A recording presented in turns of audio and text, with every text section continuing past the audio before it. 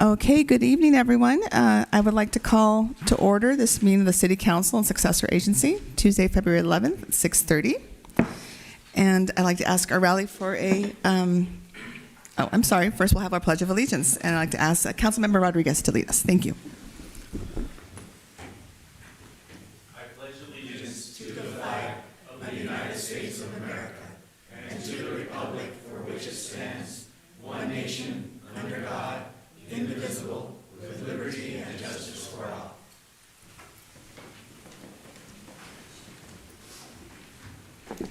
Okay, thank you. And next, Aurelia, if we could have our roll call. Thank you. Councilmember Brogy. Here. Mayor Pro Tem Mendez. Here. Mayor Villaseñor. Here. Councilmember Rodriguez. Here. Councilmember Garnica. Okay, thank you. Next item is our approval of the agenda.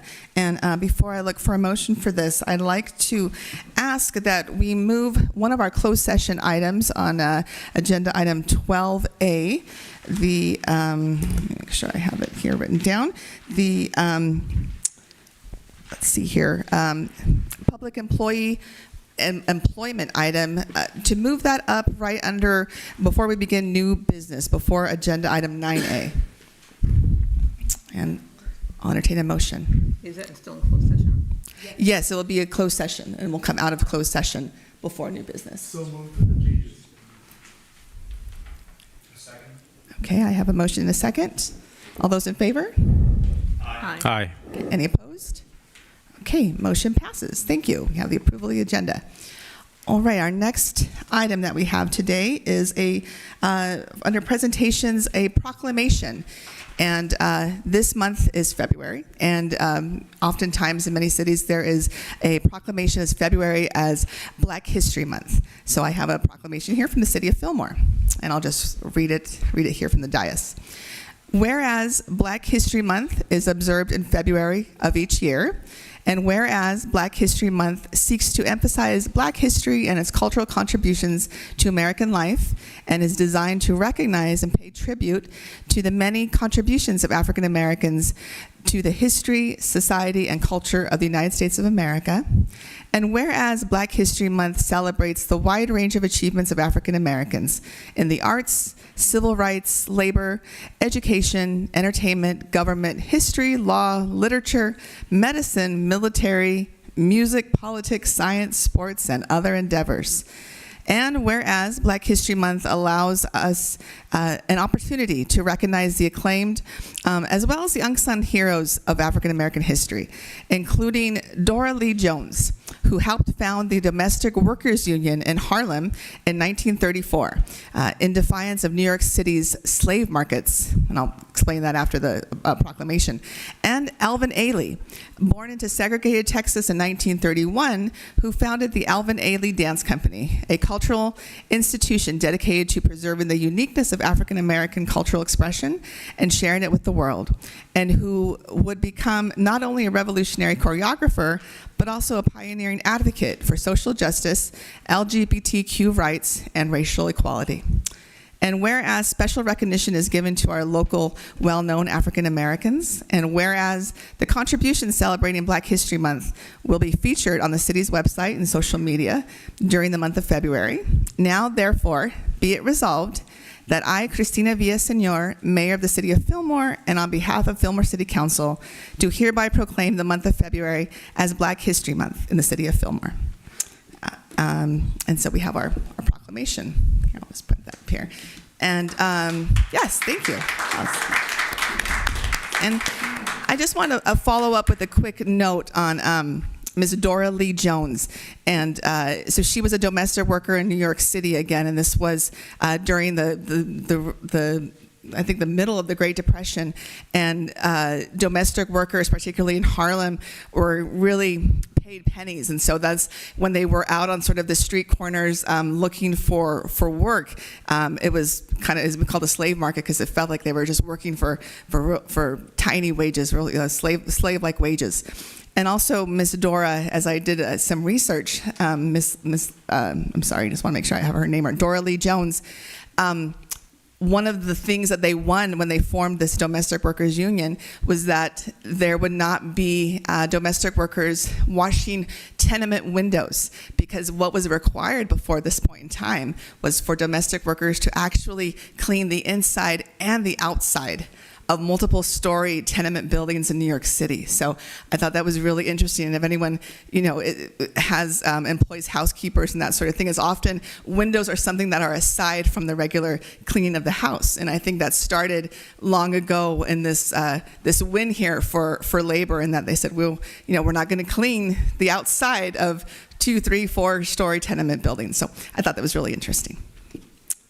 Okay. All right. Okay, moving along to the agenda.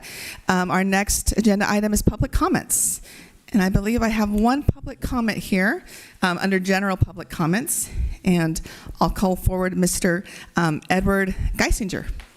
And you'll have a good evening. I'll have 3 minutes. I'll put the timer on. This is Ed Geisinger. Oh, okay. He asked me to kind of start things off. Sure. This is Dana. Ed owns the Geisinger Winery, and Dana is the pourer, I guess, there, right?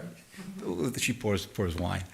And there's been a drop-off of business over the last few years. A lot of the businesses in Fillmore have experienced that. One of the last supplies of business, regular traffic of business, has been Harvest Toast. Harvest Toast is when you take your camper somewhere, out on the road, and you stay overnight in a parking lot, in this case at Geisinger, and in exchange for the purchase of wine. So you park your camper, you sleep overnight, you buy some wine. There's been a problem with the vagrants in the park, or on the edge of the park, sitting on the benches, and when these campers are there, it's 10 o'clock at night, they look out their window, what do they see? Some guys walking around. And it has hurt business, because what happens then is these campers then go back home and they post on the site, oh, it was very nice wine, etc. And I supply music, so very nice music, but there were some shady characters hanging around, and it's been a problem. That's the crux of the matter. We feel like a very easy solution, actually, is there is 2 benches that kind of face the parking lot. If those benches were moved or turned around so it faces the park and not the parking lot, that would kind of solve the problem, because Ed calls the benches vagrant magnets. And I don't want to get into what they do or what they don't do, but just their presence is intimidating for these potential customers. Ed, do you want to say something? I think you should. Yeah. Hi, I'm Dr. Edward Geisinger. I've noticed that business has been hurt tremendously because of this situation. 90% of my business is from outside. So people come in here, and people actually, and then I can tell you, they come to the winery, they're doing wine tasting, and the next thing, somebody with a boom box, just music's playing, and then one of the customers is looking around, and then they leave. The Harvest Host, RVs, same situation. I had somebody, actually, a friend of mine from the East Coast, 2 o'clock in the morning, calling me. And I'm somebody who stays late because of my work at UCSB. And I said, who is this? He said, such and such. Well, Edward, just to let you know, I'm leaving. I say, well, why? Well, I don't feel comfortable. I don't feel safe because there's some vagrants in here. And I say, are they causing any problems? He said, I just don't feel safe. I say, do whatever you have to do. So it's really bringing business down to a screech, really. It's really hurting it. And again, when these RVs come in here, Fillmore, they do shop around. They go to restaurants, they go to boutiques. They're really helping the town. And now we've seen, and she can tell you, it dropped tremendously. It's almost like we're having maybe one or a couple a week. There was a time they're calling every day. and their posts, everybody can see them. They love the town, they love the winery, the way it's set up. They just don't feel comfortable. If there is any chance that you guys can help us out, we're barely making it. I used to have 2 employees, Shelby and Dana. Now we're having Dana because their revenues are just hurting. Now the benches. Just last week I was there just to do some work, pick up something. I'm here mostly on Mondays, once a week, to pick up something on my way from UCSB to Westlake. I stop by to pick up something or do something. And then there were a bunch of kids right there on the bench, talking, smoking, whatever they're smoking, a boombox playing.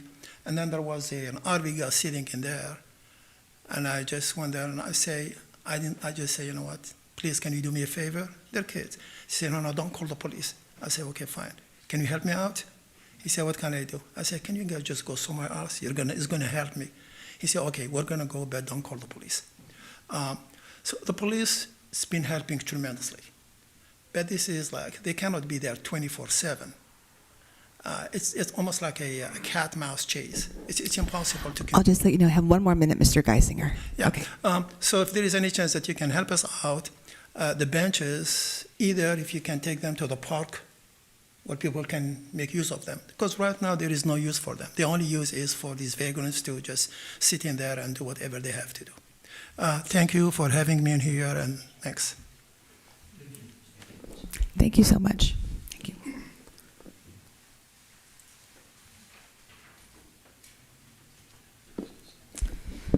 Okay, next on our agenda is number 7, our city council reports, recommendations, and comments.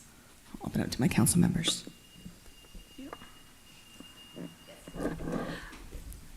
Thank you. I have a couple things that I wanted to report on. Let's see. At the last meeting, we had a speaker come up and share how her son had been hit by a car in an intersection, and that led to a conversation at the end of the meeting about, and I asked specifically if our police chief would provide us with a report that would show intersections that had high incidence of activity. And then shortly thereafter, a few days later, I went to a VCTC conference, and I don't know if you're aware of this or not, but they demonstrated, one of the staff members for VCTC demonstrated software now where it will solve this problem, where you can zero in on an intersection, and it will tell you, I don't know where it's getting the information from, it'll pull up information and give you stats for what's occurred in that intersection. So it would save you a whole lot of time from doing it yourself, but I'll follow up with more information. I just thought it was, a great coincidence that I heard about the software program shortly after we had that discussion. So I wanted to pass that on to you before, you delved into it, too deeply yourself. Or maybe you're even aware of it. Have you heard of this? So I actually have that presentation that I was going to give under the Erica's time, but I'm not aware of a specific software, but the software we use to document our traffic collisions is called Crossroads. It basically does the same thing for us. Okay, So all our traffic accidents, and I'll go over it a little bit more in depth, they all go into the system, and we can pull data, not me, our crime analysis Right. fairly quickly on exactly that. Great. Hot intersections, days of the week, things like that. Okay, great. I appreciate that. Thank you. And then one other item I wanted to mention. I've been wanting to do this for a really long time, going back to when I first became a council member in 2014. Steve Conaway had been on council prior to me being on council, and he stepped down and I ran for his seat. But during our encounters together, he shared with me how he was having these community get-togethers, just talks at his house, on his front porch, on a consistent basis, hearing from constituents. So I intended to do that the first term. I was still working full-time, didn't have the time to do it. And then I'm finally now, 2 years left in my second term here, I am going to launch finally, I announced it today via social media, my Porch Talk. So I'm opening up 2 days a week. The flyer looks like this, and it's also on social media.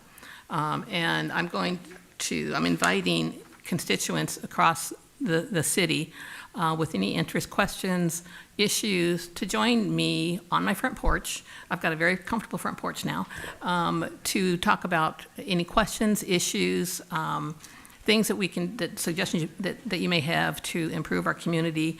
I'm going to hold our porch talks on the second and fourth Wednesday between 6 and 8 p.m., so twice a month. So second and fourth Wednesdays. Not this Wednesday, I'm starting the third or fourth Wednesday this month. So starting February 26th will be the first meeting, and then every second and fourth Wednesday after that. So I'm hoping that all of you out there that are listening and those that are here will take an opportunity to come if you have questions or issues or concerns, bring it to the porch. So thank you. All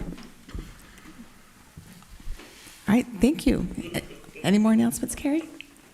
Any more on your end? Then that's it. Okay. Thank you. All right. Thank you. Thank you for availing yourself. That's great. Okay. Any other council members? Did you want to go, Luis? Okay, so for my report, I'm just going to touch on a couple of points. So right after the last meeting, myself and Councilmember Rodriguez and the mayor, we all went down to Garden Grove for the new mayor and new council member academy that Cal Cities puts on for new council members and new mayors. It was a really great 3-day experience.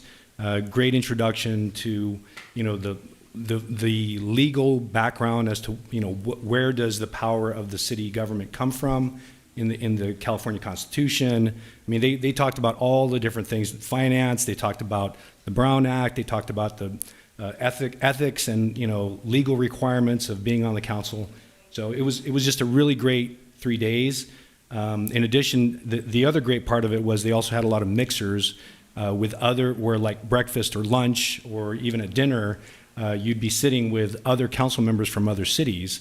And at several of these, they actually had us sit by size. So in other words, cities that were between 10,000 and 20,000 population, I got to sit with them and actually discuss, hey, what are the problems you've got? What are the issues you see in your cities? And of course, there a lot of variation, but also a lot of similar things, a lot of common concerns, obviously, because we've got some similar mandates from the public. So that was a really great experience, and it was well worth the time for those 3 days. That was at the end of January. And then as well, I also had meetings with several constituents, including I had a phone call with one of the restaurant owners. The restaurant owner brought up the issue of, hey, what's going on with the vendors that are setting up on the highway? Here we are, we're law-abiding restaurateurs, and we have to have the county come in and inspect our place, make sure we have a restroom, make sure that all our employees are have serve safe certification. What's going on with these guys over here? And I said, you know what? I don't know. Let me find out. I know that some of them are obviously outside of the city limits that I see, but some of them are clearly within the city limits. So I don't know, but I thought I'd bring that up, and so I'm just reporting that out, that conversation was had, and I think this person brought up some very good points. I also met with Sarah, who's out in the audience. She had some questions about the process for hiring the city manager, and my comments to her were general in nature. I basically said, hey, this is the typical process that is gone through for hiring a city manager, but I can't speak to any specifics about this particular process because obviously it's under closed session. I guess we're not allowed to talk about it because it has to do with personnel matters. But the general process we reviewed with her because she had some general questions about what, for example, how do we determine the pay range? So we talked about, okay, well, we do studies, we look at other similar sized cities to determine the pay range. And hopefully I answered a lot of her questions. She seemed pretty satisfied with the interaction. Even if, we didn't necessarily agree about everything, at least we had a great conversation. So, and also I've also, like Carrie, I'm also reaching out to the community to get feedback. So what I've been doing is there are 3 Fillmore community news sites, or not sites, I guess, groups on Facebook. I started during the fires, I started posting some of the updates from the city to those groups. I got positive feedback about that from the community, so I also started posting questions and answers that the community has given to me. So kind of opened a little bit of a can of worms there because, of course, the flood of information, which is good. This is all good stuff, and this is what I signed up for. So for staff, I apologize. I'm going to be asking a lot of questions. So I'm sorry if I'm going to be taking some of your time, but I think part of our obligation as public servants is to answer to the public. And Carrie, I absolutely salute you in opening up your front porch. That's wonderful. And I know, Christina, I know you do a regular video update. And I think that's all good stuff. This is all good. These are all good things because we want our public engaged. We want them to be, participating in the process. And so anyway, so that's my report. A little bit long-winded there, so I apologize, but I had a lot to talk about. I wanted to talk a little bit about some of the things that John mentioned on our Cal City's new members of City Council and Mayor's Academy. It was a great learning experience. As new council members, we have a lot of questions that we tried to run by our city manager and our staff and our colleagues up here. But there is just so much information, hours and hours of sitting there and taking notes and consuming information. And it was very useful because we learned a lot. And we had a great time there. There was some really eloquent speakers who were to the point, who were very good at outlining the laws and concepts from planning to finance, as John mentioned. And then also when we mix around with other cities, we talk about things that are state laws. So one of the things that as a new council member that I'm trying to learn how to do the right way is communicate with the public based on accurate information. And it's taking me a little bit longer to do that because I don't want to overshoot and just end up in the water. But sometimes we do see a lot of things, a lot of conversations going on, like regarding developments. A lot of the city of Fillmore, they don't know about the housing element and what it means for all of the cities in California, and how we are under, I don't know if, I wouldn't say pressure. I don't know if pressure is the right word, but we're, okay, some people are saying it is the right word, but we need to grow. That is what the state of California says. And we want to grow the right way. And I think we have a good team, good staff members who are learning to be extra diligent each new development and learning from past mistakes. And we hear about some of the things that they want to do better each time they move forward in development. So that's one thing that I was able to talk to other cities about. How are you guys dealing with California laws and California mandates, homelessness, all these other factors? But it was a great learning experience, and moving forward, I would like to be able to have these conversations with the public that I might be a little bit shy to do initially, because they're very sensitive topics that regard state laws and policies and very objective guidelines that are really hard to communicate when we have a city like every other city that has strong opinions and loves their town. So, yeah. Luis, if I could add on to Go that. ahead. So one of the very interesting things that I found out, that I guess there's a recent state law that, because of a new aspect of the Brown Act, so council members are not allowed to comment or even put an emoji like a thumbs up on other council members' comments. So even if, like, let's say, in public, I post something that says, hey, the city of Fillmore did X, and Luis wants to put a thumbs up. He's not allowed to do that. That's no longer allowed. So it was very educational. Very interesting. In fact, I texted Councilmember Mendez about this because he's really good at it. He's good at staying on and giving a thumbs up about stuff. And I said, hey, we got to dial this back because there's a law about it now. So, but anyway, so that's just going, adding on to what Councilmember Rodriguez was talking about. It wasn't just new good information for new council members. There was a lot of information for existing council members as well that was just tremendously useful. So I completely agree with Councilmember Rodriguez about that. It was a great time, and I know it has already made us better council members, but I just wanted to mention that. Thank you. Thank you both. Thank you both. Well, I attended the Air Pollution Control Board meeting this afternoon. There wasn't much going on, just mostly personnel issues, and we swore in a couple of new members. Regarding that, that was about it. It's our first meeting of the year. And I also met with Sarah last week, or talked to her on the phone actually, regarding the same issue that Councilmember Garnica.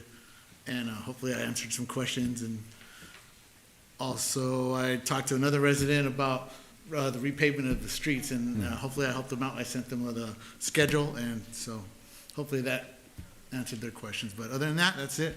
And John, nice to see you here. All right, thank you. Thank you all, council members. So I just wanted to, again, commend everyone for how you are communicating to the public in very thoughtful, deliberate ways. And I like that there's variety amongst our council members. So for the community and for the residents who, if you can attend in person, come to this. If you just have a minute or two to just watch a quick video to get a little bit of an update.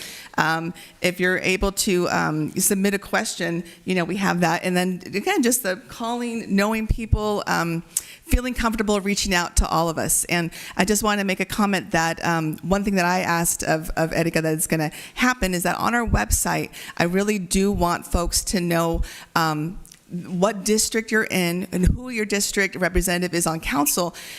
To know that, one, so who is your local person in your neighborhood, but also just not to limit that. So I just want to say that you do have a rep that's in your neighborhood, but of course, always feel free to reach out to any council member. Again, we're all working together, and Fillmore is so small, so I want people to know that.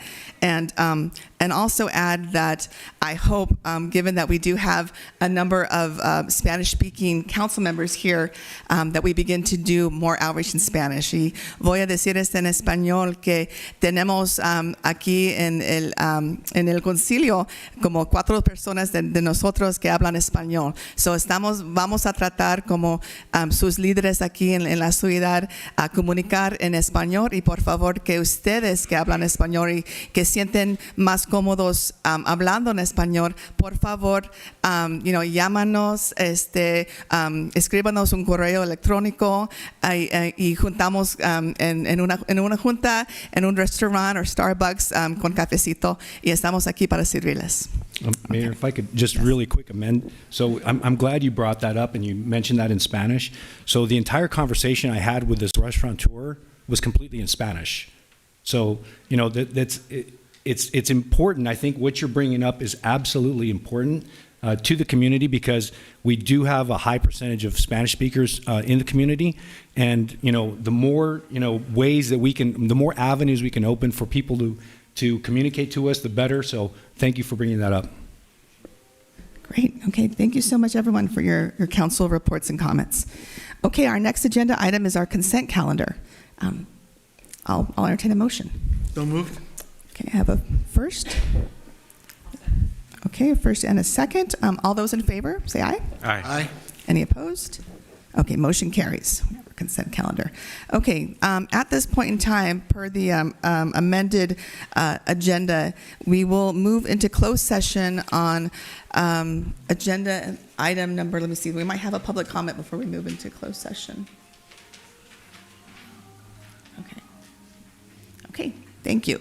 So before we move on to closed session, we will go into it on agenda item 12 12A, which again, I just want to make sure I read that information fully. 12A is public employee employment. The City Council will conduct a closed session pursuant to Government Code Section 54957B to consider filling the position of city manager. And I do have one public comment on here, and that is for Sarah Garcia on this item. Thank you.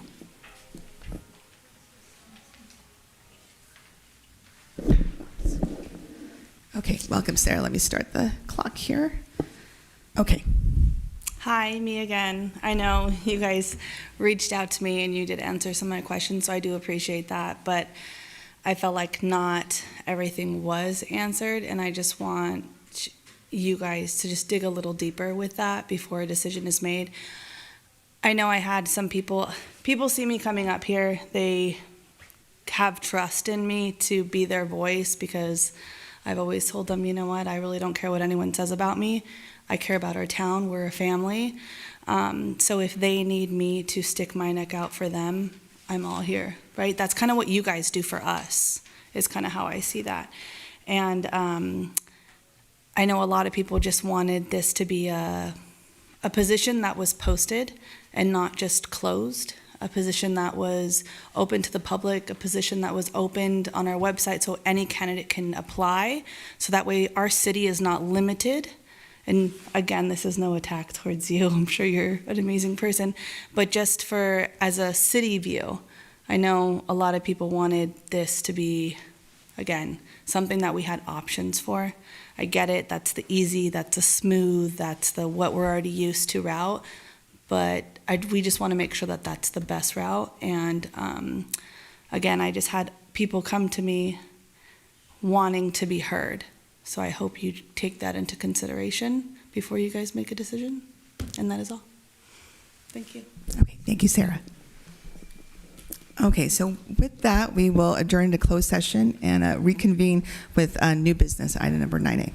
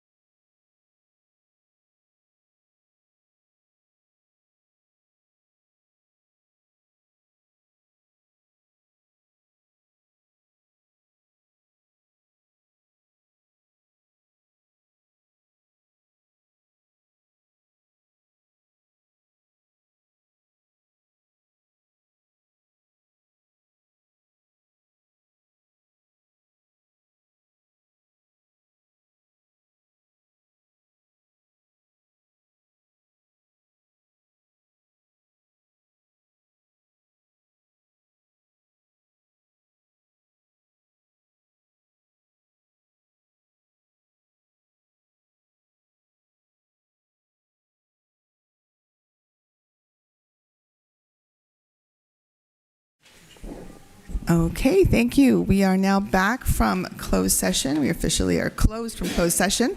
On agenda item 12A, the council met and we have no reportable action from our closed session.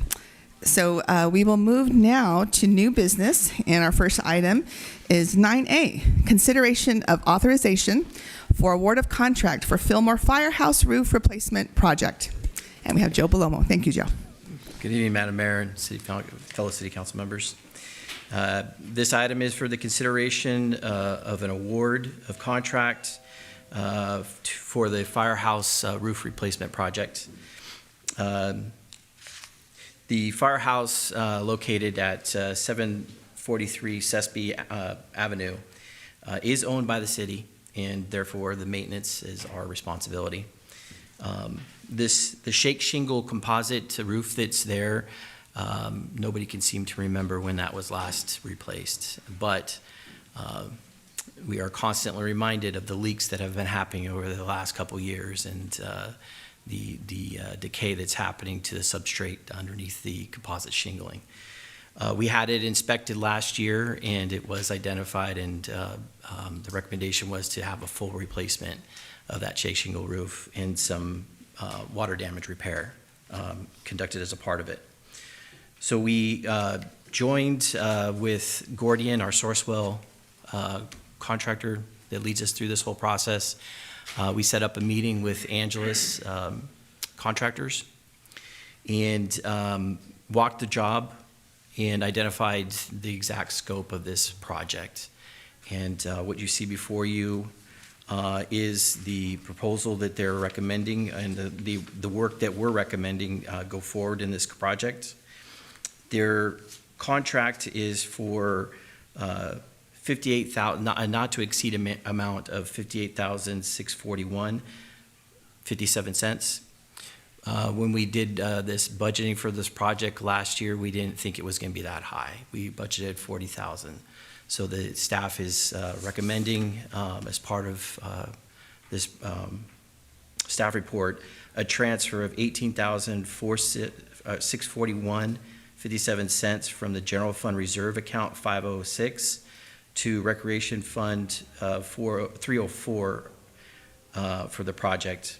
And our second item there is to approve and authorize the interim city manager to sign a contract with Angelus Contractor, Inc. For the Fillmore Firehouse Roof Replacement Project in the amount of $58,641.57 cents in a form approved by the city attorney. That concludes my report, and I'd be happy to answer any questions you have. Okay, thank you. Council members, do you have any questions? No questions? Yeah. Okay. I have a question. Maybe this is, why are we moving it from to the rec fund? If it's the fire. I don't know if I have the answer to that. I was given that account number. So we're having it going to the 490 that, how did I get, if you go and look down on the next page to the bottom, you'll see that was actually a typo on the top. My bad. If it is, it's 490 Okay. for the public buildings. Sorry about that. That makes more sense. Thank you. Page 20. Page 20.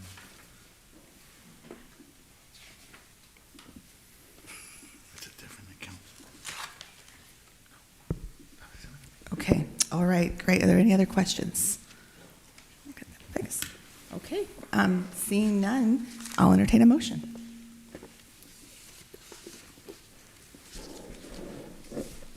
Okay, I will make a motion to approve the transfer of funds in the amount of $18,641.57 cents to be reallocated from General Fund Reserve Fund to the corrected account number 490-691-0051-503. Is that correct? Yes. And then also to approve and authorize the interim city manager to sign a contract with Angelus Contractor, Inc. for the Fillmore Firehouse Roof Replacement Project in the amount of $58,641.57 in a form approved by the city attorney. I'll Okay. second. All right, great. I have a first and a second. All those in favor? Aye. Aye. Any opposed? Okay, motion carries. Thank you. Okay. Moving on to our next agenda item, we have the consideration of formation of neighborhood councils. And I have Erika as our person on that. Thank you, Mayor. So this item was requested at the January 14th meeting, and it received enough votes to be added to the agenda. And so I'm just going to give you a background, and then I'm going to request feedback from you to whether you want to consider the formations of neighborhood councils, and for you to provide us with feedback regarding the bylaws that have been proposed. So the purpose of having neighborhood councils is to make sure that we enhance residents' participation in municipal government, serve as an advisory bodies to city council and the planning commission. It will also provide input on local issues affecting neighborhoods, and it will foster civic engagement and community pride. It will also, some of the additional benefits will be increased transparency and decision-making, improved communication between residents and elected officials, and the advocacy for neighborhood improvements and recommendation on any type of city policies or resource allocation. The proposed structure would be, to begin with, because this is a new process, we are recommending that we start with one representative per voting district initially.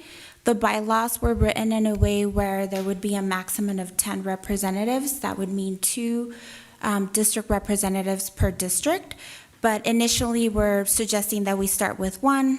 Once everything's formed, then it could be considered to have a second member per district. It also will be an advisory role on city development, public safety, and infrastructure.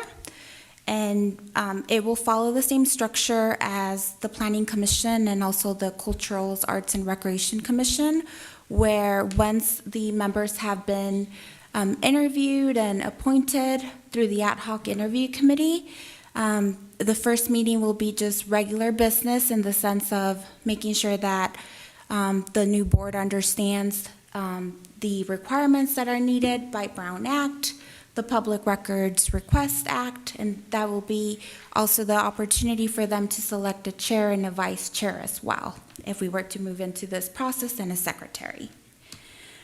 The organizations and meetings would be the executive board would collaborate with the deputy city clerk, and we are proposing that the neighborhood council meets quarterly. However, that is up to your discretion tonight. And also, I know for a fact that there's other neighborhood councils in other jurisdictions that whenever there's nothing that needs to be really brought to, our consideration or forward, then that quarterly meeting just gets canceled. So it's just on a case-by-case needed. Again, this will be adhered to the Brown Act, so we'll have to publicly post an agenda, and it'll be an open session for the community members to attend, and they may also form any ad hoc committees as needed. Representatives must reside in their designated district, and it would be a 2-year term for representatives. The application process would follow the same process for the 2 commissions that we have, the Planning Commission and the Cultural Arts and Recreation Commission. So we already have a process in place. It goes through the Human Resources Department. You submit the citizen's application, then those get reviewed by our ad hoc interview committee, which currently consists of the mayor and then Councilmember Brogy. And then based on that recommendation, we would draft a staff report, bring it back to open session for the appointment to take place. And then that's pretty much the process that we have currently. There's no direct fiscal impact. However, once this takes, if it's approved tonight, it's life of its own. There might be some indirect costs associated, such as the administrative support time, outreach and coordination, and funding may come from the general fund from the positions that are already budgeted for. And the budget ad hoc committee would need to review any financial needs when we have that data available. It aligns with city council goals, supports the community engagement and communication goals. It also encourages participatory governance, and it strengthens residents' involvement in local decision-making. So, as I mentioned at the beginning, the next steps would be for you to review the proposed bylaws and the articles of incorporation, provide feedback to us tonight, and let us know whether this is something that you would like for us to move forward, or any feedback is received. And that concludes my presentation. Happy to answer any questions. Okay, thank you, Erika. Do you have any questions? I have a question. So there are other committees that you're saying that there's a system in place already, and this would just follow up the standard that we've been doing with other commissions, I should say. I'm sorry. But I'm not really familiar with how those commissions are, how should I say this, I guess educated on how the Brown Act works and how these other systems work, where, so I'm just curious how all of these committees receive that information as a training for an appointment. That's a great question, thank you. So every time there's a new appointee, we have an onboarding process very similar to the one you received all. And after that, we also have a staff report on their first meeting, and we just cover regular information about the Brown Act, what's allowed, what's not allowed. We also go into depth with the Public Records Act. We did that with the Car Commission about a year ago, when we changed the way how things were being done. And so we will be getting new appointees, hopefully by the next council meeting. And so the first meeting that we schedule, we go through all of that routine information with the new commissioners. And the same happens with the Planning Commission. Kevin and his staff also provide very in-depth orientation, and then we'll have a report as well explaining the logistics of how the meeting is conducted. Thank you. Okay, thank you. Any further questions? Comments? Discussion? Okay, I do have comments. I don't have questions, but, well, I do have a question. My first question is why? I'm trying to figure out what niche this is filling. What are we trying to accomplish by creating yet another entity? And in reviewing this, after I received the report, I thought, okay, this is so reminiscent of going to districts. We went to districts already. So we have these small entities, and albeit we have agreed that if you live in a District 1, you can still go to District 3 to talk to doesn't matter which city council person you refer to. But still, it's adding another layer of bureaucracy and government, and I just fail to understand the significance of that. What are we trying to accomplish by doing this? I mean, especially, the community is so small, and I actually did some research.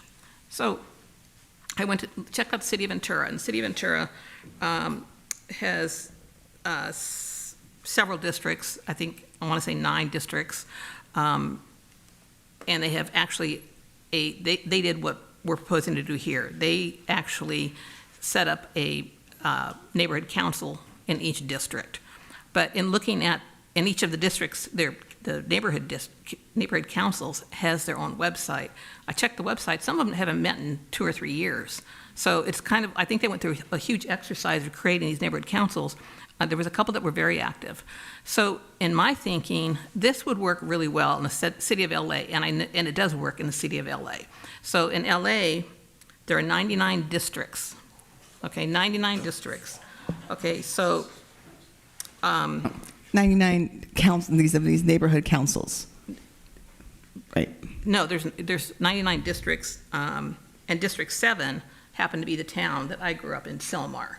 Okay, and within districts, but Fillmore is only one entity in neighborhood council. I apologize, I'm confusing people, I think.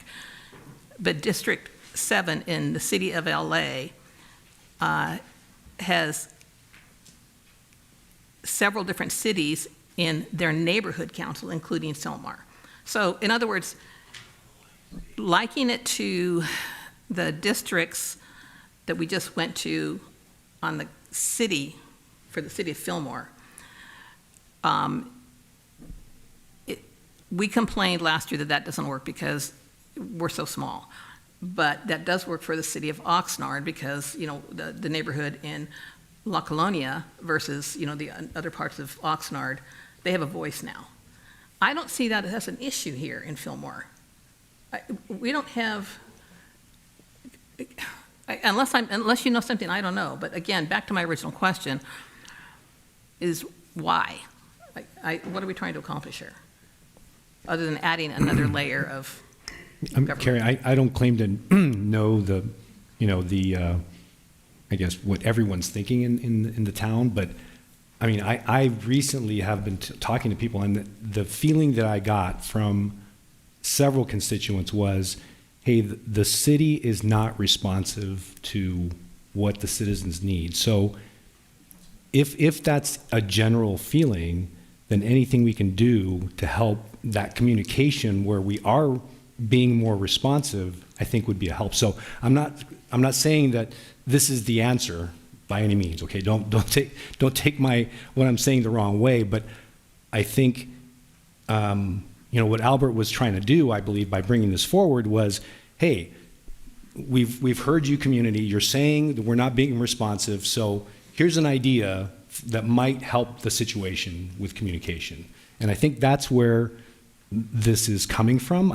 You know, I can't say, certainly I have the least amount of experience of anybody up here as to whether or not that would work.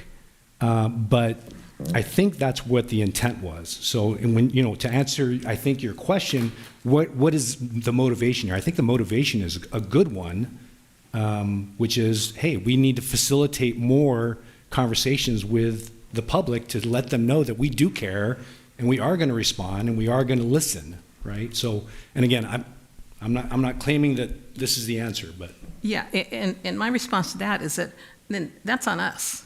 That is on us. I mean, I don't understand how adding another a district within our own districts is going to solve that problem. Then don't the disagree. people in that district are still going to come back and say, well, whatever the title we're giving the head of the neighborhood council, the executive board or the executive, whoever it is, they're not responsive. I mean, it's us. It's on us to do this. It's on us to reach out and listen to the community and be responsive. And if we're not doing that, adding another entity to it is just, to me, makes no sense whatsoever. Especially when we're talking about using up more staff time. And I'm telling you, you're talking about a good question that you had, Luis, was, you know, who's going to train on the Brown Act? You know, there's all that training that's involved, that's staff time, and then monitoring these neighborhood councils. I just fail to see the benefit in staff time and the cost from the city. We're pinching pennies as it is. And I just fail to see how this is going to resolve into that. Again, going back to what I said first, this is on us. We need to be responsive. We don't need to add another layer to make them be responsive. That's our job.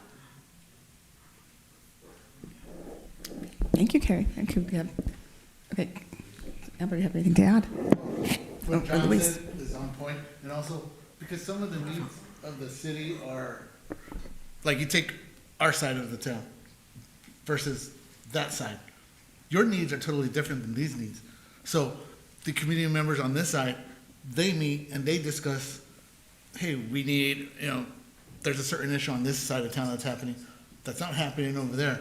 What can they do amongst themselves to make that part of them? They don't necessarily have to come and to city council for us to resolve it. Maybe they could resolve that issue amongst themselves. What's over there? They could get, part of a creation of that is also they get updates from city, from once a quarter from police and fire. They get those updates once a quarter. But they don't necessarily, if they see they don't have any issues, like you said, some don't meet. While other parts of the city, they can meet more regularly. So that was the point. But what problems can they resolve on the neighborhood council level? What problems can they resolve that would not have to end up going to council anyway? It's minor things, whatever, I don't know, like, on our side, we have parking issues sometimes. Maybe they can just discuss amongst themselves, hey, how can we make this better in our neighborhood? How can we resolve these parking issues? And they can't go to you and discuss that? They can come to me, but there's so many residents, sometimes they can just meet amongst themselves. Yeah, I'm just not in favor of adding a whole other layer of. So I wanted to chime in on this. I do see a value in the concepts here. Again, the concepts. At the end of the day, there are a lot of trade-offs as well that involve, as Council Member Carrie Broggie mentioned, staff time. Our staff works a lot, and anytime I come up to steal one of their cups of coffee, they're busy, and so I did talk to a constituents member at Vaughn's and asking, what are you like, what are you making happen? What wheels are you turning? And I said, a lot of times we have ideas, or the citizens have ideas and concerns, and then we might bring them to staff, and they're sometimes, or in my case, all of the time, maybe all of the time, they have already been working on these things. And I guess part of it is, how do we communicate the work that's already being done with the public? And that goes back to my comment that I made earlier, that sometimes I see concerns online and I'm shy to approach those concerns because I want to make sure I get everything completely straight. So I guess sometimes solutions are trade-offs, and we're going to be trading off a lot of staff energy and time. But the concept, I like the concept. I guess what Albert, in my opinion, or in my perspective for what Albert was saying, is that they might hear, is more ears on the ground to hear more concerns that we might miss. And then to what Ms. Carrie Broggie is saying, but those concerns, at the end of the day, they still need to come to City Council. So adding another layer of that may impede progress or kind of add another stutter to our stepping. But that's my perspective. It's hard for me to have a strong feeling one way or another, but I do appreciate the concept. All right, thank you, Councilmember Rodriguez. We do have a person who would like to speak on public comment. Just send us a card. So Sarah, come on up. Thank you.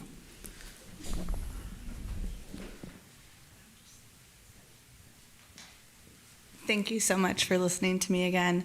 When I first heard this, I was so excited because I didn't understand the concept. So thank you so much for this presentation and going into details, because sometimes we have this great idea, and that's what this is about, right?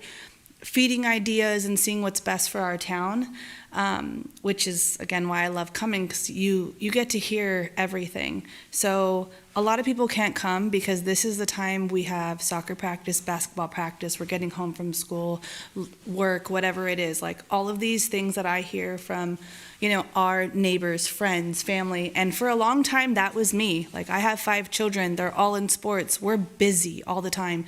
So like Carrie Broggie kind of said, like we need to have a way to communicate. Maybe that would be better. I kind of feel like this would be a lot. Coming personally, hearing about it, again, I was like, I'm all on board. I want to run for it. But after hearing that, I'm like, oh, that again ties a lot of hands, right? So if we can find a way, I was even thinking maybe there's I love what you did with your hey, this is what we're doing for the city, a recap of the month. That was beautiful. I loved that because a lot of people don't even go back and watch these and they have no idea. They're complaining about the streets And I was like, hey, this is what was on the calendar and this is what they're fixing. Did you know that? They don't know. So, but social media is a mainstream right now. A lot of people are on it. So maybe we can go back and I wanted to personally do them, but I just haven't found the time to do them personally. Like do a recap. Hey, this is what happened at our meeting tonight. This is what we approved. This good and bad. Whether they like it or not, it's very transparent. It holds, you guys are being held accountable, like, hey, we did what we said we were going to do. Again, I think transparency is super beautiful, whether it's hard or not. I love that you're hosting the porch. Maybe we can do the porch meetings. Maybe we could do something in each district, maybe once a month. You guys do a lot. And the more I'm getting involved, the more I'm seeing that. So I really appreciate every single one of you for dedicating your time, your energy, and really putting your neck out for this city, because that's truly what being on the board does. And I don't think people realize it until they're sitting in it or they actually dip into that. So again, thank you. But that's just my 2 cents looking at it coming in. Maybe we could just find a way. 30 seconds, Sarah. Maybe we could just find different ways of communicating. I know that we can do, on Microsoft, there's ways to like do surveys. Maybe you can have like a community survey going out and you can get just like, input that way. Just different ideas. Thank you. Thank you. Okay, we have another speaker on this, and this is Mr. John Meadows. Thank you. Good evening, Council. Most of you have heard from me before. I love the fact that you guys are becoming engaged. It is awesome. Very powerful. Very engaging. So kudos to all of you.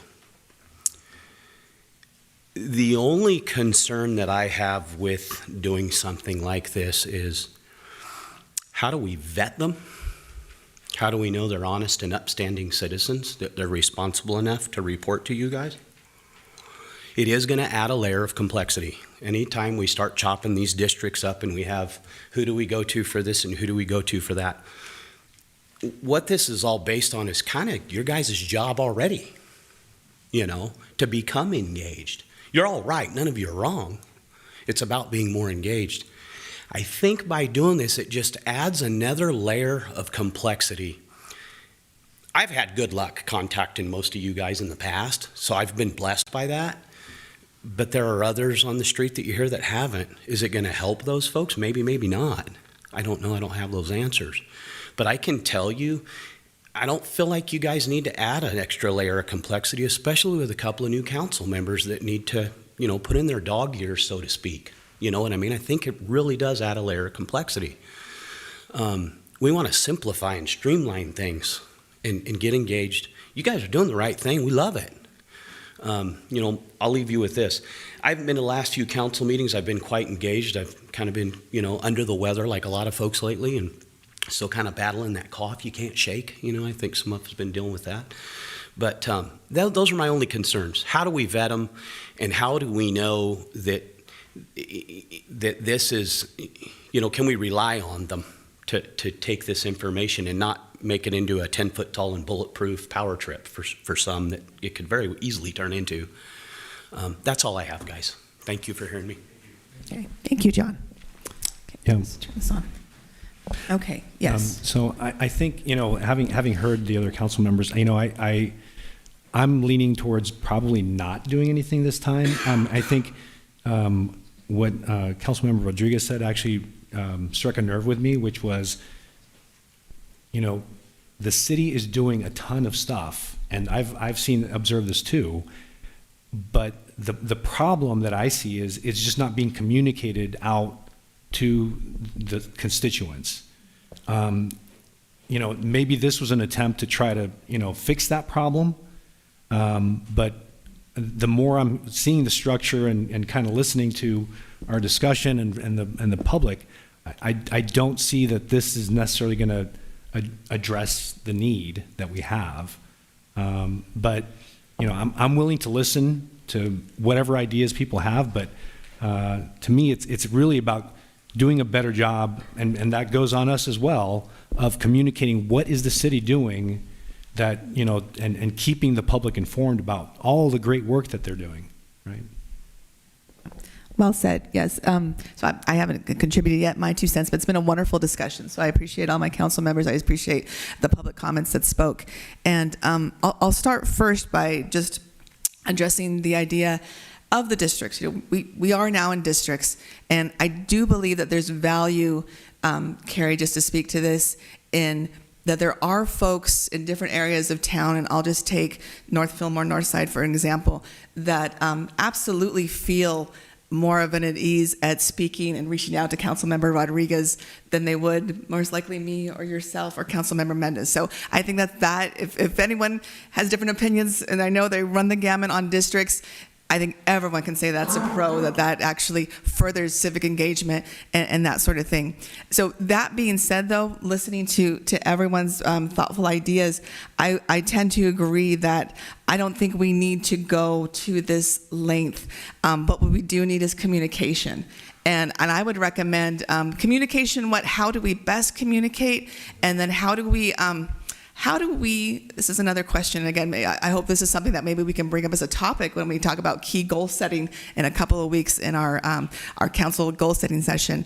And what might be some strategies that also open up people, besides just moving to districts and having a familiar face from the neighborhood, but open up people to sharing. And I feel just in the last few months that a handful of people that I hadn't heard from before in the last 4 years have shared with me, and I think that's a really great thing, and hopefully other people, even our new council members, have heard a lot from their constituents. But there could also, I think, always be more strategies there. So I think perhaps what we may need, more than setting up a neighborhood council and another layer, like you mentioned, Carrie, of the bureaucracy and the staff time agreed on our limited resources, is maybe some tools for us as council members to some best practices and strategies to make sure that we're, doing the best we can with communication, with language, again, how we can communicate with our Spanish-speaking community better, and how do we,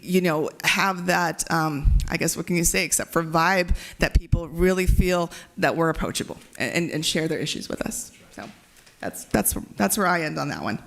Yeah, I totally agree with you guys. Thank you for this great dialogue, and I look forward to seeing what we could come back with as far as communication-wise. Thank you.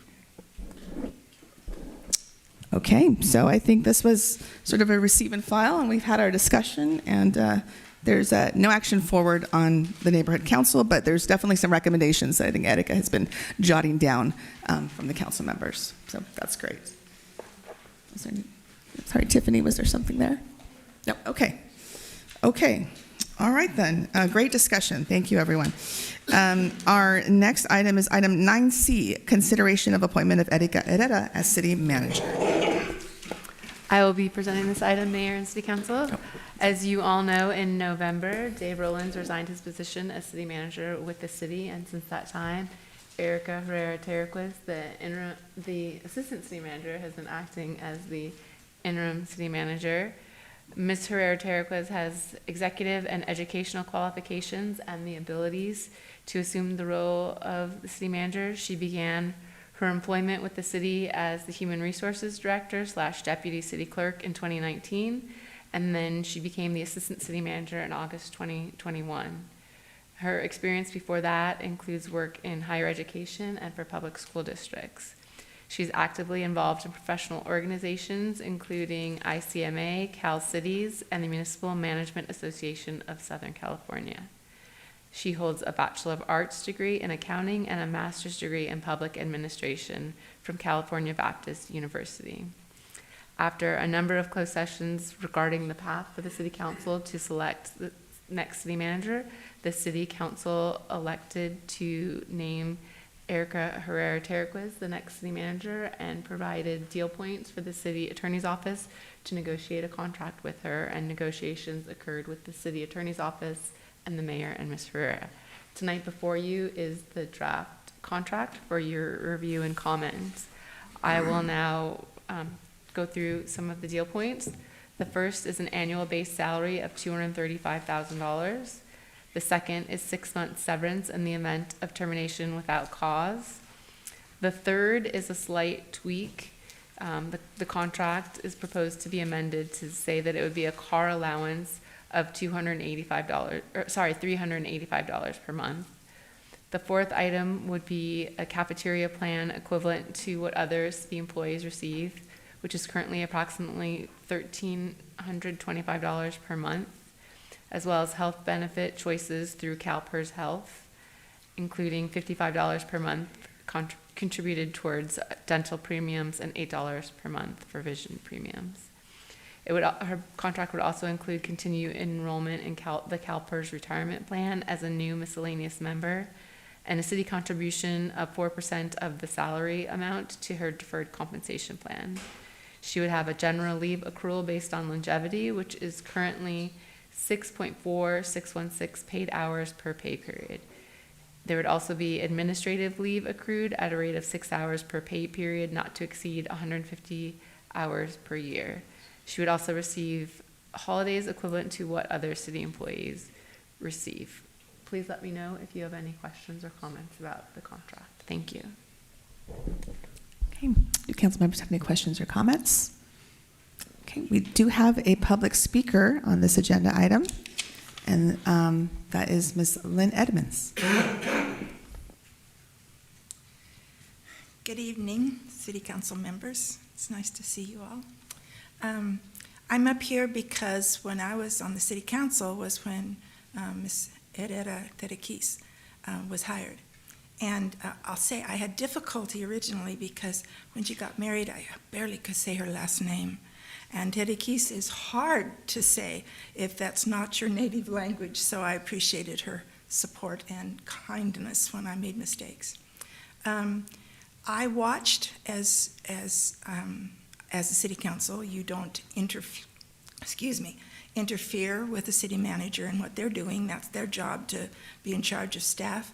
But I watched as Erika started her work, and she was doing far more than I'd ever seen any HR person. This previous city manager gave her multiple jobs, and she never backed off. She never stopped. She always continued. She did them to the max. And it was difficult. There were some difficult issues that came up, and she asked for opinions from various city council members.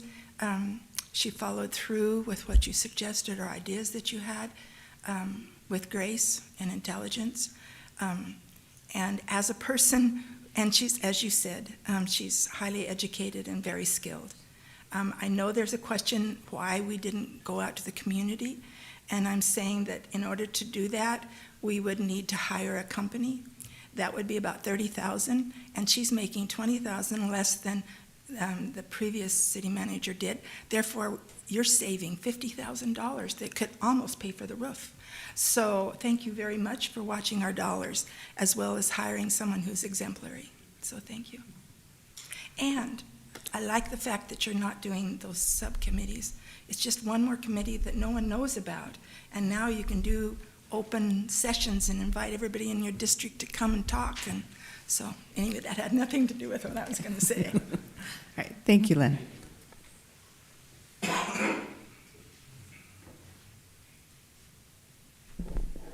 Okay, do we have any council member, again, comments or questions? Just a comment. You know, I've had the opportunity to work with Erica for quite a while now, and even though I was in the minority thinking with council that we should probably do our due diligence and just for the city's sake and perspective, do a recruitment,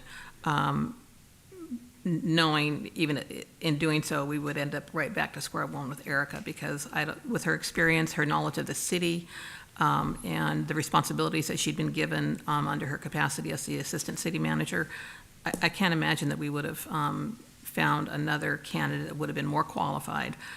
And if we did, it would have cost us a lot more money.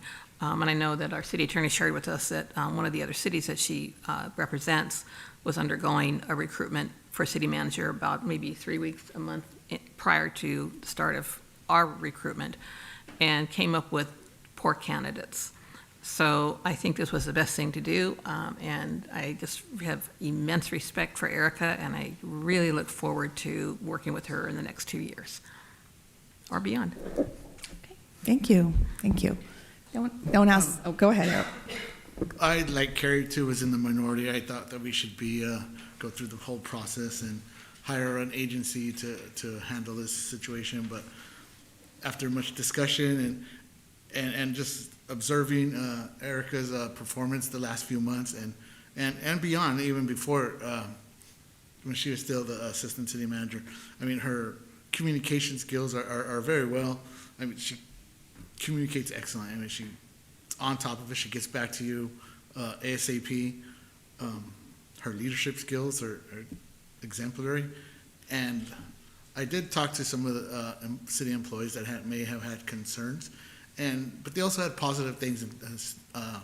They went above and then they even said, we think that she would be a good leader, and she's a hard worker. She definitely is a hard worker. So that made me feel at ease with our decision. Thank you for sharing that. I do have my own few things to share as well.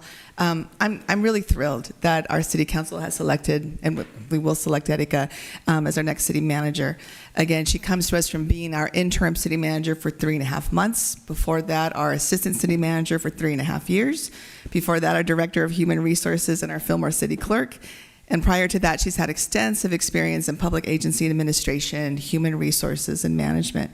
And I think Erika brings the qualities of both a familiarity, a trust and a confidence with the council, with department heads, with staff, with our contractors that we have, our community stakeholders, and also an eagerness to bring forth her own ideas, new, fresh ideas to the city manager position. I really, really appreciate that.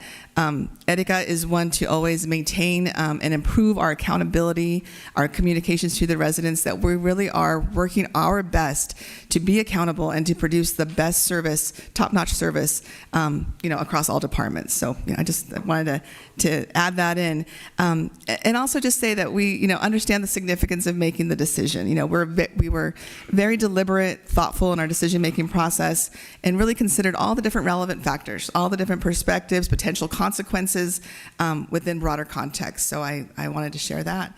And I think it's an incredible win-win for us. And with complete confidence that Ms. Herrera Terriquez is the right person at the right time to fill our city manager position. So with that, I'm really looking forward to working with her and my fellow council members to implement our vision for Fillmore.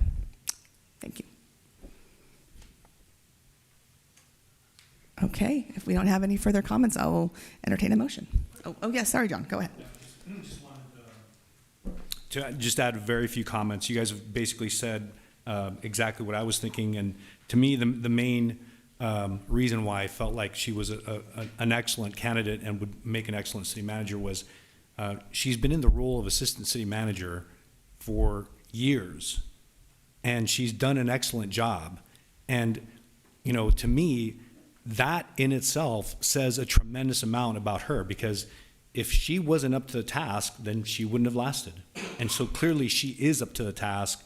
And so my expectation is, hey, this is what she trained for, and now she's filling the role now. She's doing an excellent job. So in my mind, it was a slam dunk. Okay. All right, thank you for that. Okay, if there's no further questions or comments, I'll entertain a motion on this item. I would like to make a motion to, where's my motion?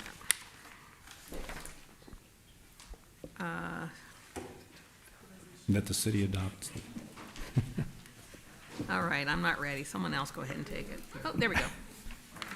That the City Council adopt resolution number 25-4047 entitled, "A Resolution of the City Council of the City of Fillmore appointing Erika Herrera as city manager and approving a city manager employment agreement." I'm sorry, I just wanted to add, Carrie, can you mention with amended? With the amendment that our city attorney mentioned. And I'll second with the amendment. Okay, I have a first and a second. All those in favor? Aye. Any opposed? Okay, motion carries. Congratulations, Erika.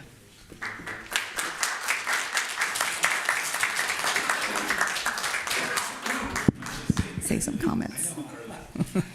Thank you so much, City Council, for your trust and my leadership. I'm very honored and humbled.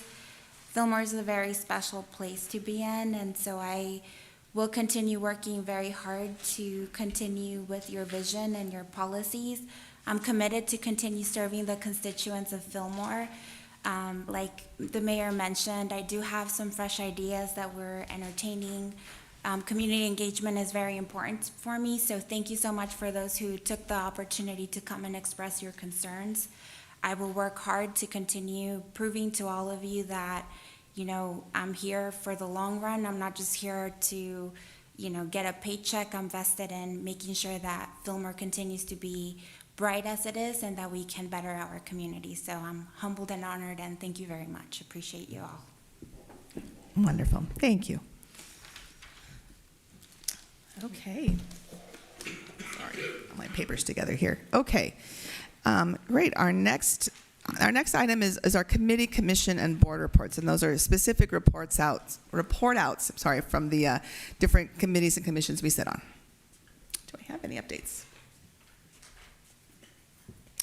Okay. All right. Hearing none, I myself also don't have an update today, but will at our latter February meeting. Okay. Next agenda item is our city manager report. Thank you, Mayor. Just a reminder, we have a business workshop on Thursday. It's a virtual workshop. We've been posting it on social media. If you have any questions, please feel free to give us a call. It will be starting in the evening, and all the information is posted there. I also want to commend our finance department and staff. Yesterday, we received notification from the California Society of Municipal Finance Officers that we have received a certificate of award for fiscal year 24-25 for Operating Budget Excellence Award. So thank you so much to Deborah, Ambry, and Myra and her team for working hard and making sure that we received this award. And then remind the community that we will be having a council goal setting and communication workshop on Saturday, February 22nd. The agenda will be published next week and available on our website. We will be broadcasting also the session for those who cannot attend. And then if you're not able to watch that live, it will be recorded through our website, or you could always follow us on YouTube since we do have a YouTube channel. I don't think we express that enough out there to let the constituents know that that's available. And then I will like to invite Joe Belomo. He has some verbal updates on some of our public works projects ongoing. And then shortly after Joe is done, then we're gonna invite Police Chief Malagone to provide us the traffic statistics presentation he was referring to. Good evening again. Thank you. The first update I'd like to give to you is regarding the well emergency that you had declared on the 28th for well 7. On the 29th, we reached an agreement with the restoration contractor, the well restoration contractor, General Pump. We got them down to 17 working days. They started off at, I think it was 25 originally. They came down to 21, and then we got them down to 17.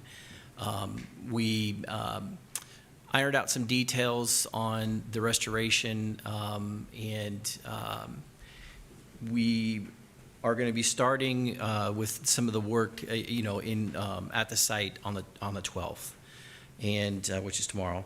They're going to be pulling the pump, testing the temporary pump, and then we're looking at if rain holds, we don't have an additional rain delays, then we should be finishing up on the 21st. So that is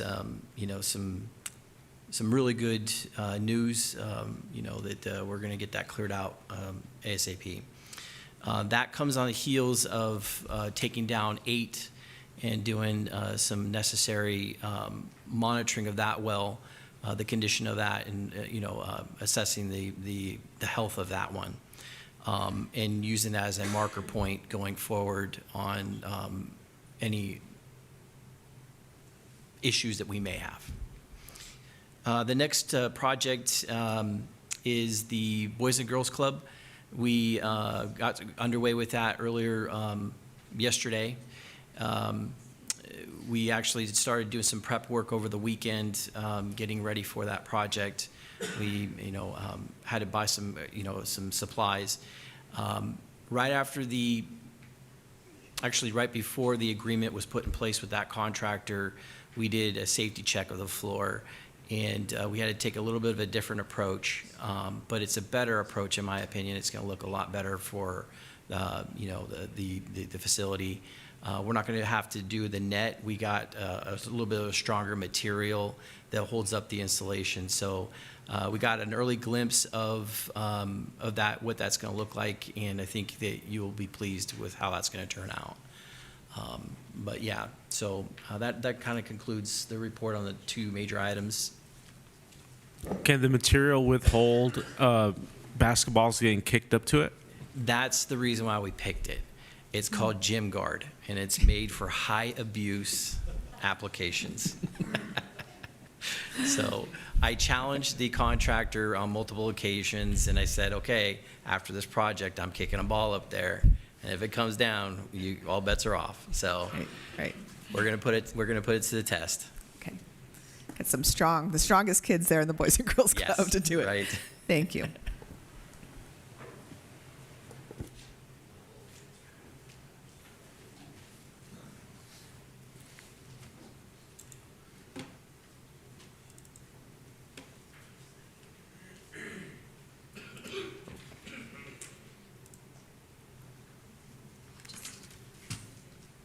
Perfect. Good evening, Mayor, council members, City Manager. Eric, I think you're going to do a great job for this city, so congratulations. Thank you. So tonight I'm going to be presenting a little bit on traffic collisions. As Councilmember Brogy mentioned at the last meeting, we had a community member that came by or made some comments about his child being hit by a vehicle, and thank God he didn't get severely injured. So I gathered some data here that I'm going to go over for you guys. But just first and foremost, so the database that you were making reference to earlier, I'm not sure if they use a different one, but the one that the Sheriff's Office uses, it's called Crossroads. And it's a report writing system for traffic collisions that our entire agency uses. So all traffic data information gets inputted into that, and all the traffic reports get generated. And then our crime analysis is able to go into the system and pull different data points that they need out of that.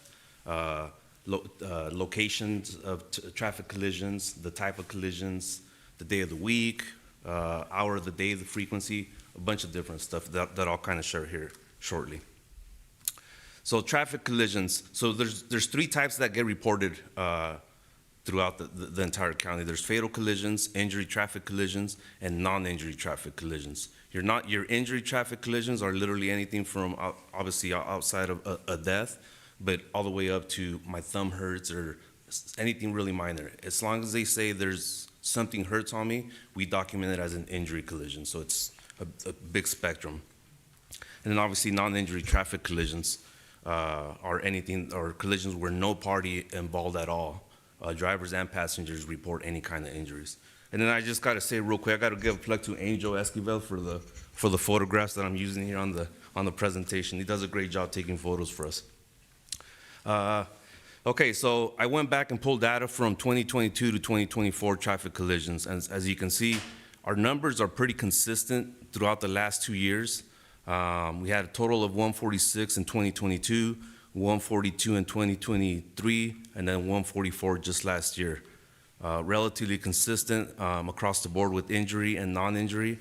The only, I guess, significant difference, obviously, is the fatal collision we did have. I think it was the end of June last year here on Ventura Street. We had a double fatality. I didn't put them up here, but just to kind of put things in perspective for previous years.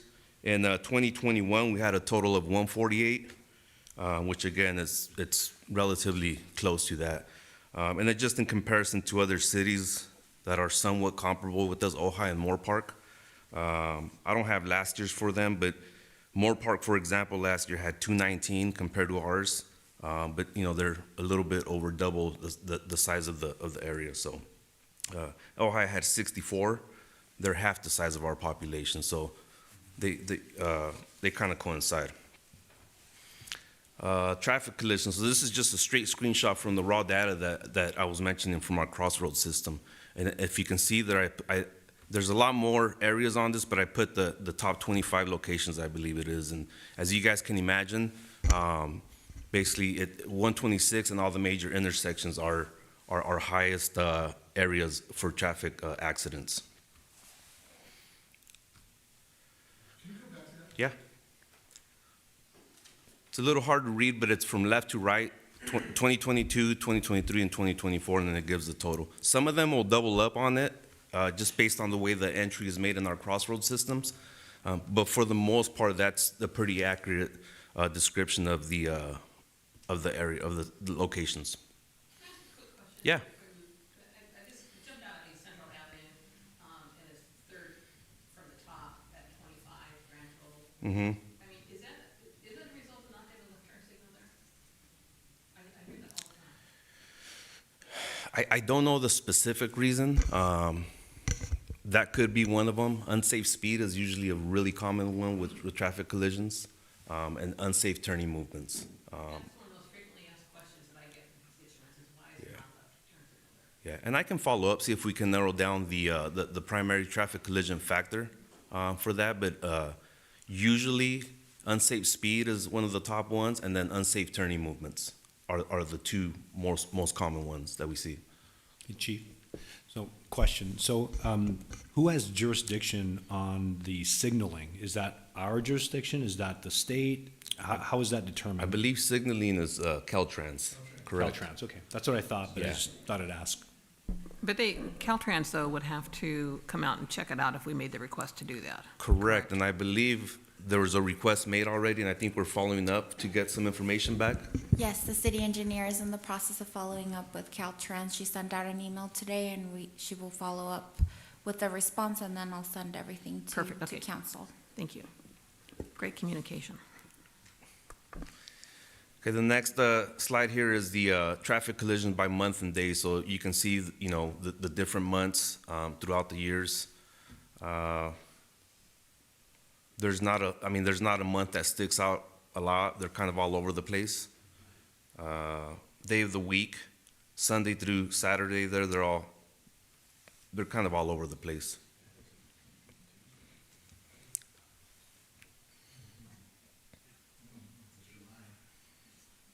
July 17, 13, so 42 in July. Let me see, 22. Yeah, so I mean, we had 13, and that was during our sewer issues. But we had 17 in 2022, so they're all around there. Any questions on this one? Yeah, no. I was gonna say no questions, but it does look like Yeah. the summer months are a bit higher, right, in terms of totals across the years, and then Friday, Saturday are higher in terms of days. And traveling.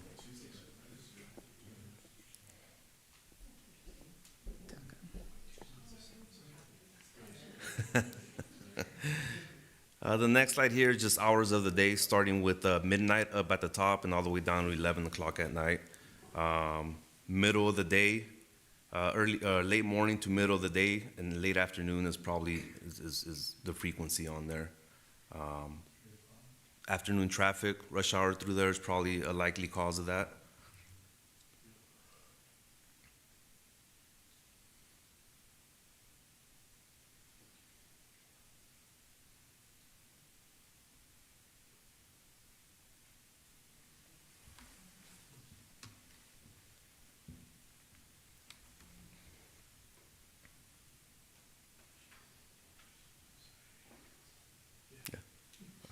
I can go back to if you guys have questions on that. And then lastly, just the traffic measures that we take. So I'm sure you guys see the motor units out there every year. The city allocates money for traffic enforcement and education out there.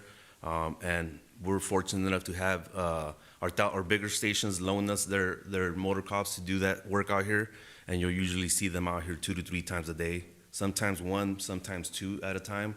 Just depends on their availability. So that's one of the things we use with them. Oh, he stopped and talked to me, yes. The motor unit? Mhm. Oh, he stopped you? You're speeding, huh? No. You don't have to admit it. It's okay. But yeah, they come out here, 2 to 3 times. I'm going to use my right to remain silent on that. But Good. Can I just ask him, did he just stop you? He just stopped you? We'll talk later. Yeah. So Yeah, we will. they do, and they're privy to all this information, right? And obviously we get it. We get monthly reports on traffic collisions, so we're able to relay that information to units, whether it be them or regular traffic units. Hey, spend some time on this area.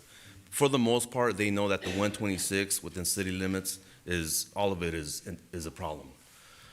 Patrol resources deployment, again, in addition to the motor units, the patrol resources that we do have out working every day, when time permits, they do traffic enforcement when, absent calls for service that are priority. Our cadet deployments and traffic enforcement, they go out there whenever they can. They do minor traffic stuff like issue citations for cars parked illegally or tow vehicles that are blocking intersections or unsafely parked somewhere, things like that. So that all kind of small, but it ultimately helps with traffic safety. The message board trailer deployments that we have 2 of them out right now, but we deploy those out at various in various areas. Again, it's just a deterrent, right? They see it out there and it's flashing, slow down, pedestrians crossing ahead or something to that effect. And we're hoping that drivers see that and they actually do slow down, and that helps mitigate accidents too. Office of Traffic Safety Grants, OTS. So our agency as a whole yearly applies for OTS grant money. For us, because we're a small agency, the Camarillo traffic unit applies for that yearly, and then they just kind of give us our slice of the bread.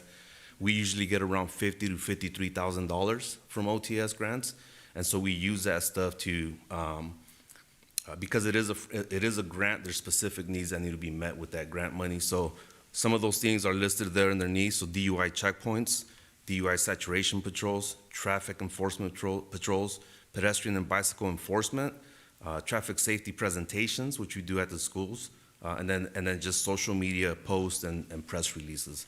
All those things we gotta, in addition to working the overtimes, we have to hit those in order to stay good with the grant and receive funding the following year. So this year we just got the money. I think it's $53,000. So we use that in conjunction with the city allocated funds that for traffic safety. So. And that's it. If you guys have any questions on any of this data, I can dig a little deeper for stuff that you guys may, something else comes up. Okay, thank you, Chief. Yeah. Have any more questions? Yeah, so the question I get in my neighborhood is, so Central Avenue, the northern part of it, as you're heading towards Foothill, my neighbors up there constantly complain that people are speeding from Foothill down, all the way down to 3rd Street. And I appreciate you guys put up the sign up there, but the problem is the sign is right where people naturally slow down, which is right at the stop sign? Yeah, no, there's no stop sign there. It's just a dip. Okay. It used to be across from the Blue Church. I think it's Third Street. So people naturally slow down, and having the sign there doesn't really do anything. I think it'd be more effective if you moved it up by north? 4th.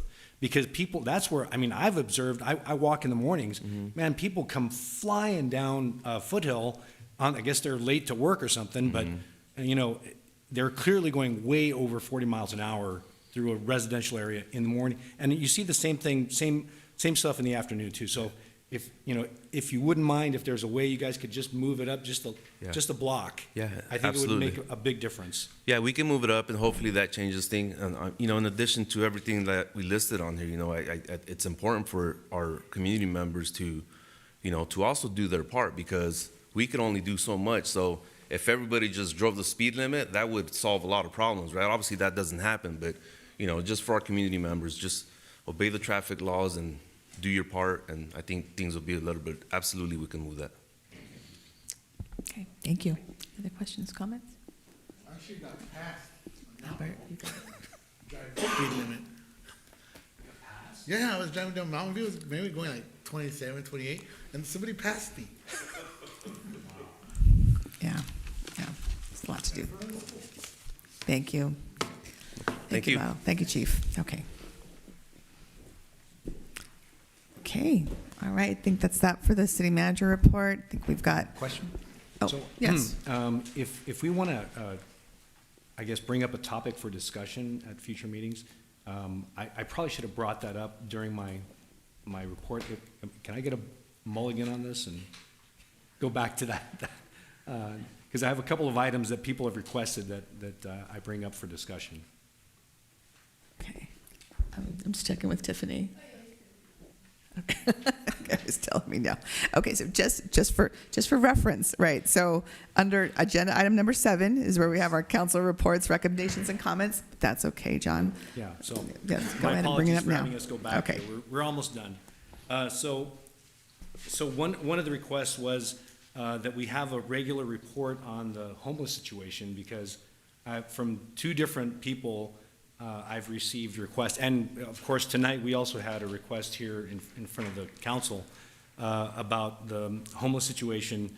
I received a constituent, actually a neighbor of mine, sent me a video of a homeless encampment where, man, they had set up like a home, literally under the bridge. And they're like, hey, if I went and did that, they'd come kick me out for camping where I'm not allowed.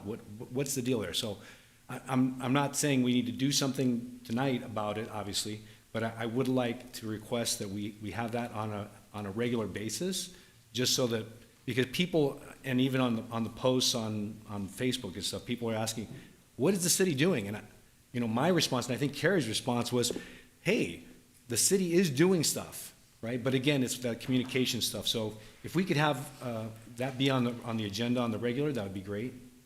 So that's one. I've got like 3. Okay. Sorry.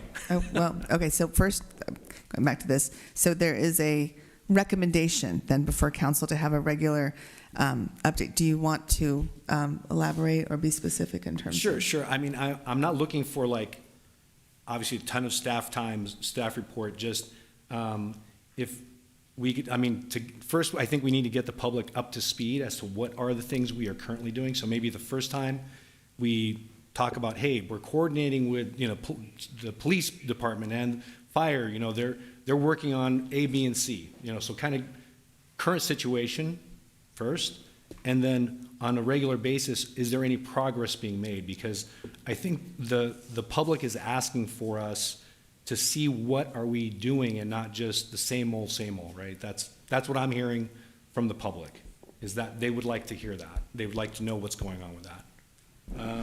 Okay, so we have a recommendation forward. Okay, we have support. We have support. And to be clear, we're talking about whether to add it to an agenda to talk about this. Would it be prudent if we just make it a regular comment under the city manager's comment? That way we're not adding an additional item. That was going to be my the recommendation. agenda.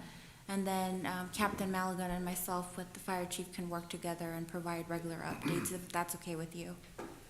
Yeah, that's good. Okay, great. Thank you, Radhika. Okay. The same person said, John, have you walked, I know you walk your dogs in the morning, have you walked up 4th and Mountain View? Because the sidewalk is literally torn apart. And I said, I haven't walked that way in a while, but she happened to send me pictures, and literally the sidewalk is in pieces on, in that corner. So again, she asked me to bring it up. I said I would bring it up, so here I am. The other one was also on Island View. I got a request from a resident there about street lighting, that the street lighting is non-existent on Island View up by between 3rd and 4th Street.